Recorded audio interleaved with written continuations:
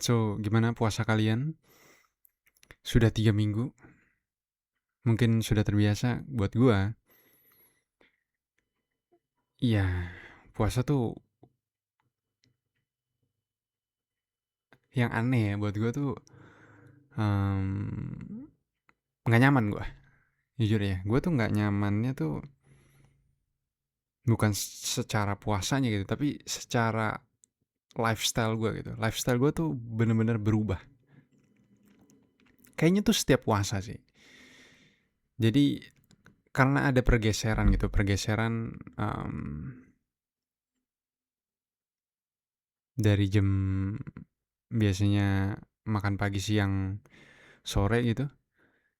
Jadi makan subuh dan maghrib doang.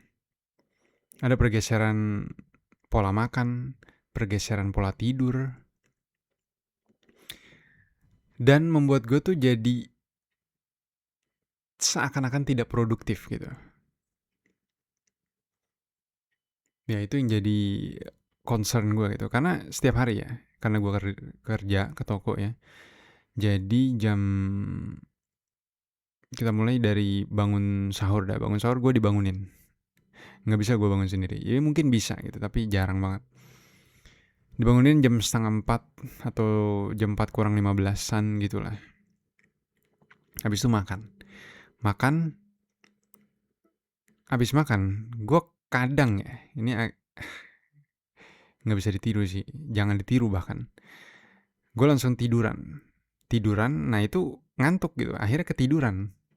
Nah itu nggak boleh banget tuh. Gue ya akhirnya kelewat sholat subuh gue itu.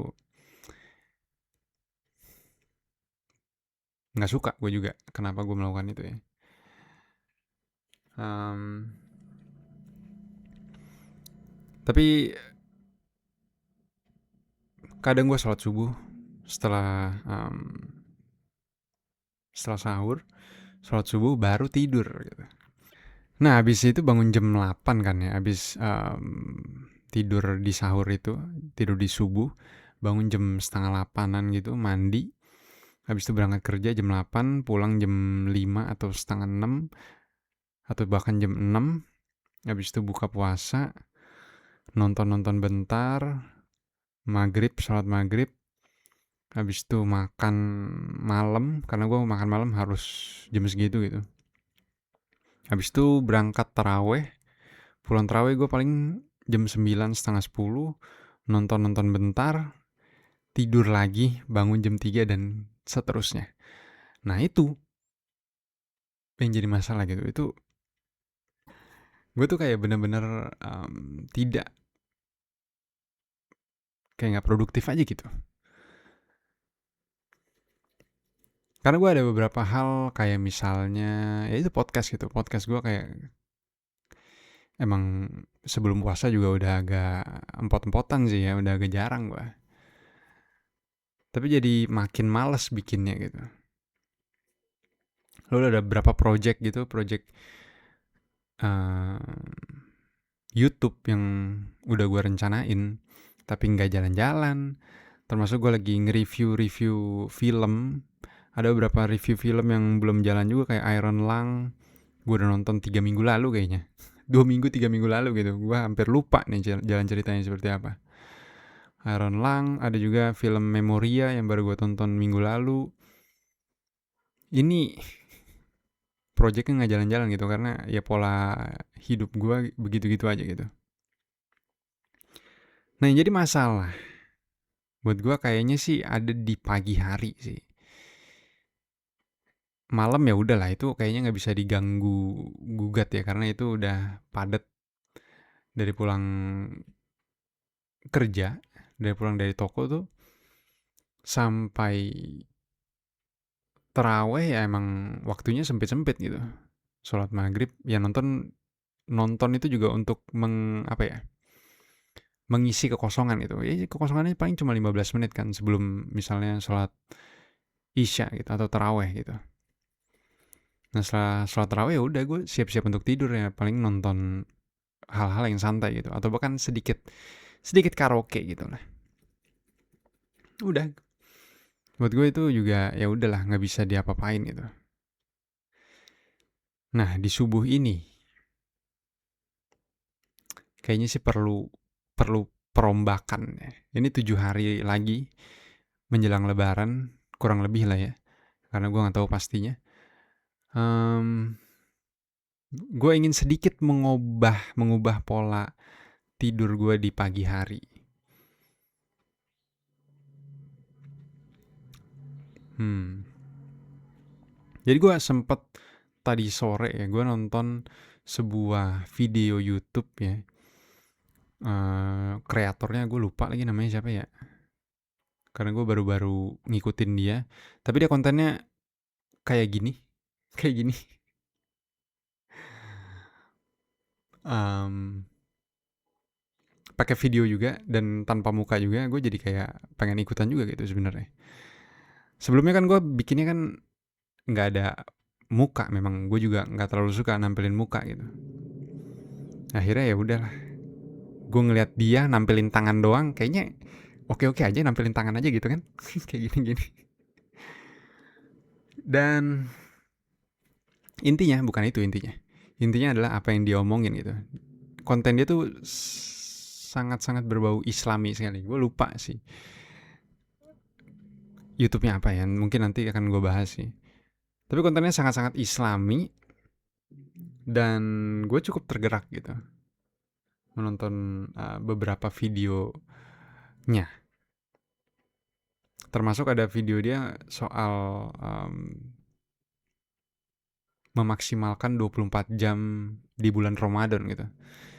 Nah itu salah satunya adalah mengubah pola tidur di subuh gitu. Jadi subuh kalau bisa sih jangan tidur lagi gitu. Karena Rasulullah tidak habis subuh juga nggak tidur. Mereka mengisi dengan kajian. Ya biasanya kajian-kajian subuh sih. Intinya sih ya mungkin lu bisa ganti dengan bersih-bersih rumah atau um, apapun gitu. Kayak misalnya bikin podcast gitu kan. Bikin podcast kayak gini juga bisa gitu. Karena masih sunyi ya kan.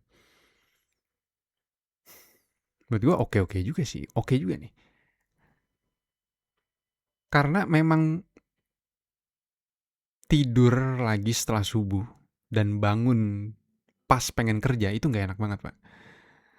Itu yang selalu gue rasain gitu setiap pagi itu di bulan Ramadan ini ya. Gue bangun tidur tuh rasanya tuh kayak apa ya? Kayak nggak siap gitu. Kayak nggak siap untuk menjalani hari ini gitu. Jadi apa yang dia bicarakan tuh bener-bener kena ke gue dan relate juga. Makanya gue ingin mengubah pola tidur gue di setelah subuh gitu.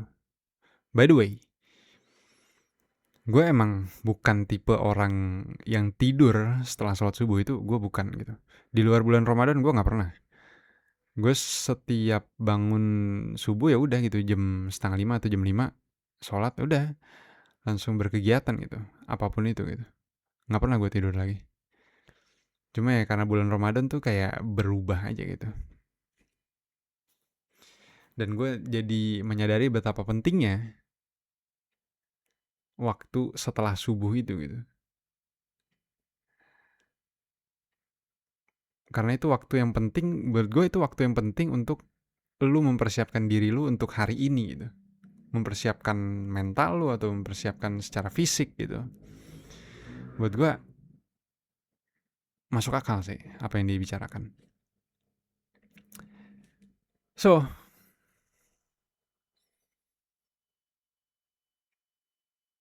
belakangan gue juga sedang membaca sebuah buku berjudul Agama dan Imajinasi ya. Agama dan Imajinasi. Gue ambil bukunya dulu aja kali ya.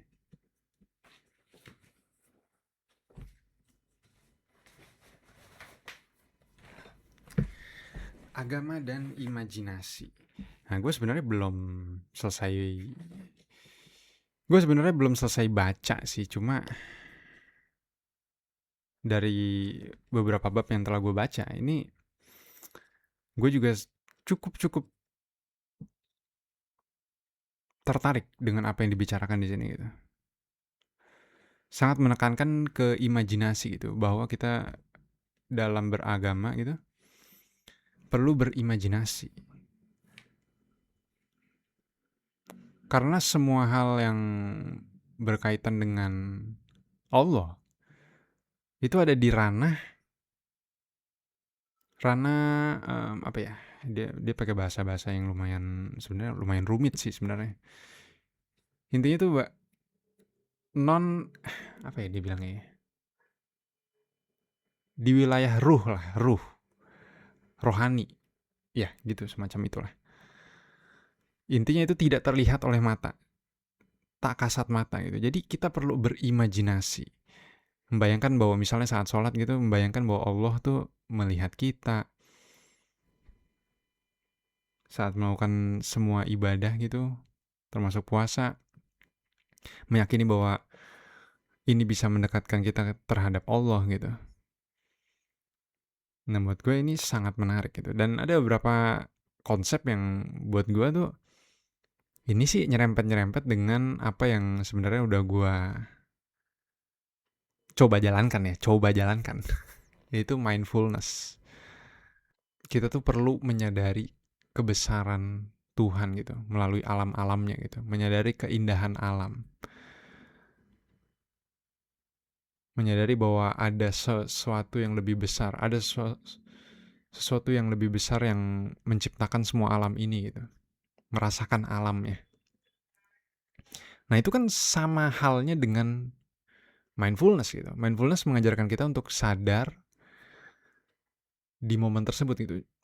Itu sama aja dengan melambatkan diri untuk merasakan alam sekitar.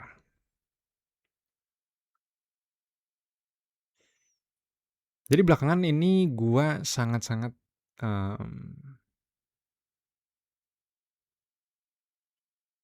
tertarik dengan agama. Gue nggak bilang gue orang yang jago agama, karena sama sekali pak, gue tidak jago agama. Dan mungkin jauh sekali. Gue gimana ya? Gue bilangnya gimana ya? Kalau dikasih persentase dari 0 sampai 100 ya. Kalau 100 adalah yang paling misalnya paling alim gitu. Gue mungkin ada di 20 atau 30 gitu. Sulit sih memang. Gue ingin mencoba untuk mendekatkan diri kepada Allah tuh baru belakangan ini gitu. Baru mulai, Bra. Ada beberapa konten YouTube ya yang gue konsumsi yang menggerakkan hati gue gitu.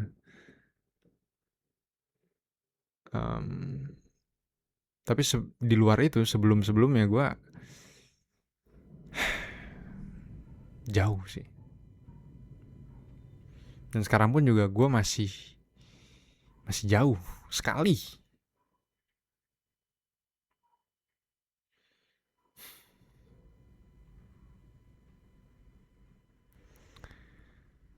Termasuk hal yang mendorong gue tuh adalah film yang tadi pengen gue bahas gitu.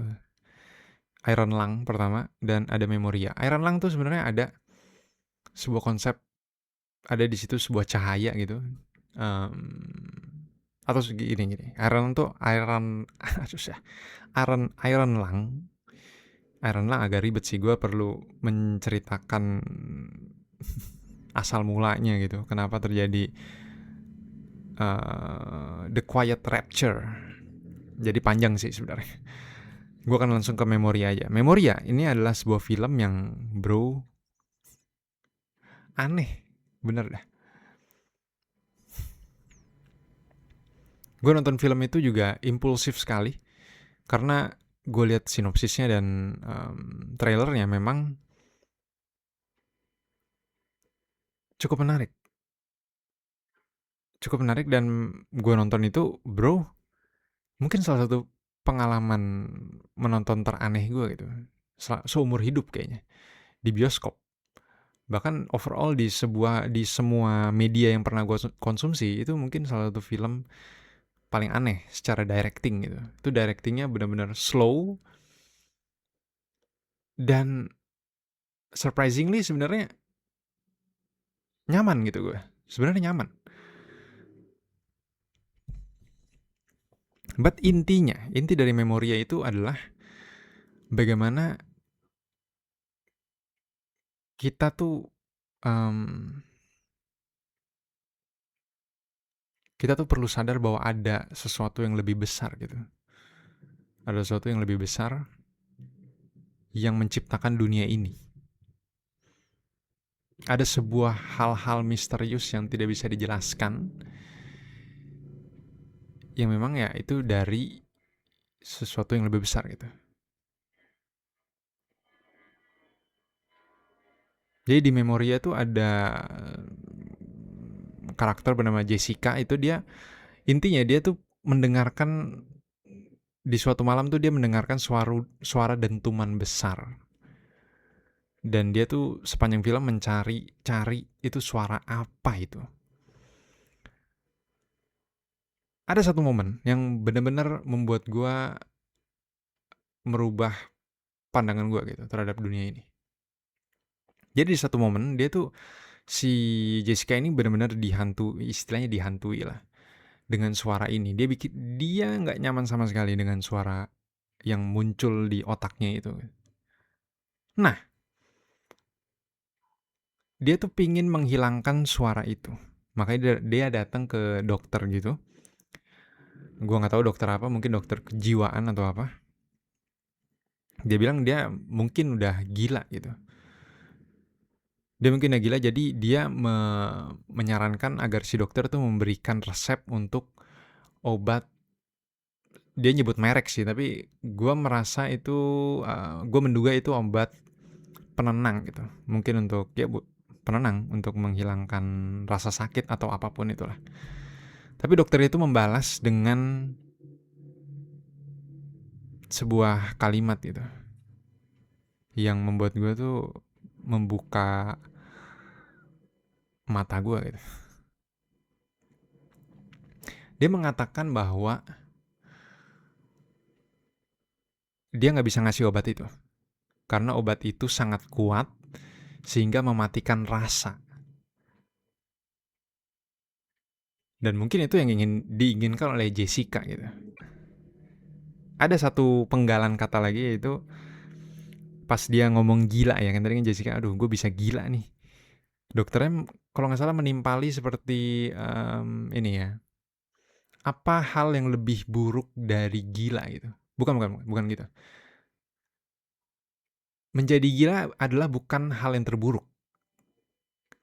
Justru hal yang terburuk adalah di saat lu tidak bisa menikmati ciptaan Tuhan. Kalau nggak salah itu ya. Dan itu mind blowing banget Pak. Iya. Bahkan menjadi gila itu bukanlah hal terburuk Pak. Menjadi gila bukan hal terburuk.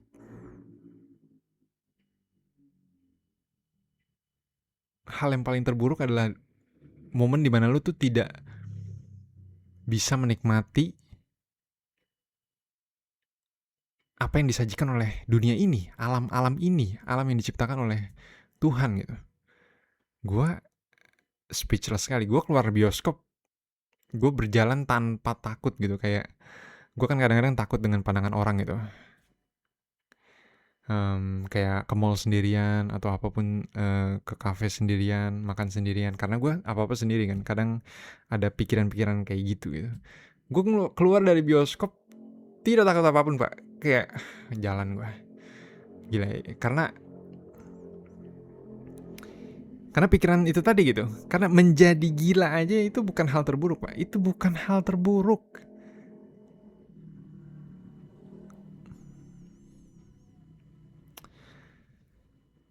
Luar biasa. Gue sih speechless ya. So yeah, I think that's it ya. Gua nggak tahu ini judulnya apa ya, ini podcast ya. Ini podcast campur aduk sekali. Gua nggak bikin skrip. Pengennya sih gue bikin skrip dulu gitu baru nge-recording, tapi I don't have time. Ini impulsif lagi-lagi. Mungkin gue akan bahas film Iron Lung, karena itu udah di skrip tuh, udah gue skrip tuh sebenarnya. Jadi tinggal, harusnya itu lebih terkonsep ya daripada ini gitu. Tapi ini video pembuka menggunakan video ya, pertama kali menggunakan tangan tangan saja, karena gue belum siap untuk menunjukkan muka gue. So yeah, I think that's it. Sampai jumpa lagi di Menyisihkan Waktu.